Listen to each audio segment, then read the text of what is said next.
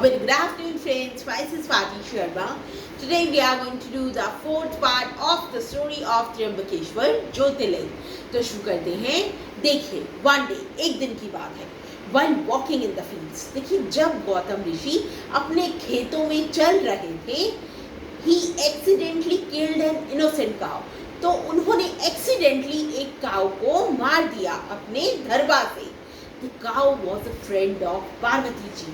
देखिए ये जो काऊ थी जिसको गौतम ऋषि ने मारा वो पार्वती जी की फ्रेंड थी जो एक काऊ के भेष में आई हुई थी. अब देखिए जब ये हुआ, जब वो काऊ मर गई, other rishis refused to take resort in his ashram. देखिए जो ऋषि थे जो इनके आश्रम में रहते थे गौतम ऋषि के, उन्होंने रिफ्यूज कर दिया, मना कर दिया कि हम आपके आश्रम में नहीं रहेंगे. जब उन्हें पता चला, when they came across का मतलब जब उन्हें पता चला the heinous crime committed by him, मतलब जब उन्हें पता चला कि गौतम ऋषि ने इतना बड़ा क्राइम किया है तो उन्होंने वहां पे रहने से मना कर दिया. गौतम ऋषि pleaded with them. देखिए गौतम ऋषि ने बहुत रिक्वेस्ट किया, बहुत प्रार्थना की to show him the right path, कि आप ऋषि मुनि मुझे रास्ता दिखाओ, to have a way out with the sins, ताकि मैं इन पापों से बाहर निकल सकूं. The rishis advised him to pray to Lord Shiva. देखिए भगवान को प्रार्थना करने के लिए कहा ऋषियों ने गौतम ऋषि को, और कहा कि तुम इतनी प्रार्थना करो कि गंगा जी को तुम धरती पर ले आओ, उससे तुम्हारे सारे पाप खत्म हो जाएंगे. After this, Gautam Rishi went to the peak of Brahmagiri.